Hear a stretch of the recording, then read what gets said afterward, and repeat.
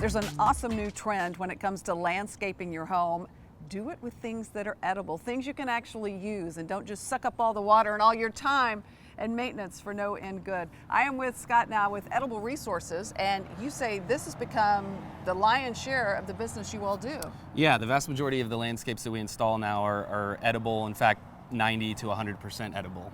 And so our homeowners are enjoying produce grown right out of their own yards. It's so cool. So it's produce, herbs. Here in Houston, we can grow year round, and we have a really wide selection because we're actually almost tropical. We're subtropical here in Houston. And so you can grow perennial herbs like rosemary and oregano, mint. You can also grow vegetables year round here in Houston. We have multiple seasons we can grow in. And then we plant a lot of fruit trees and even a lot of South American berries that people aren't usually familiar with that do really well here in Houston. Well, and we're in the gardens at Cultivari in the Heights, which are amazing, but you also do homes, and the herbs and whatnot are used artistically, right? In the landscape, It's yeah. not just about coming out and cutting herbs. Right. We tell most people that people won't recognize their landscape as being edible until December when the oranges turn orange, and that's when people will start to recognize that there's in fact things they can eat out of these yards. So cool. Okay, so take us through some of the fun things out here at Cultivari. Yeah, so here at Cultivari there's a real focus on growing things for the restaurant to cook and use. Right. They use a very, very high percentage of their produce compared to most restaurants comes out of their garden. And so you can see right here we have Finocchio fennel, which is a bulbing fennel that they'll use to make sauces and soups. They actually use the bulb there, but you can use the leaves just as a flavoring herb as well.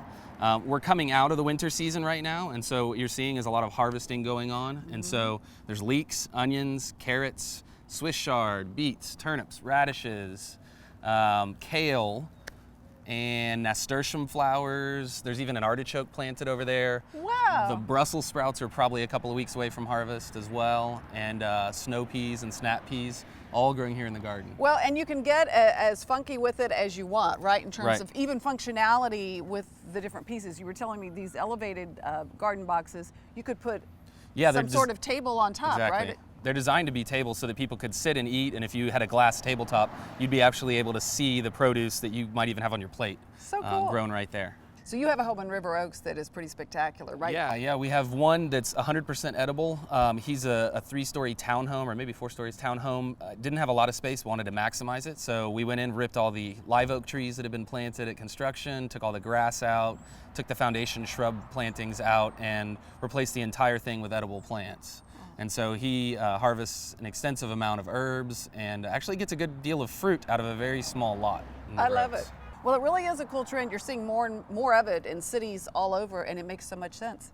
You guys do an awesome job. Say the name of the company again. Edible Earth Resources. Edible Earth Resources. Thank you. Thank you.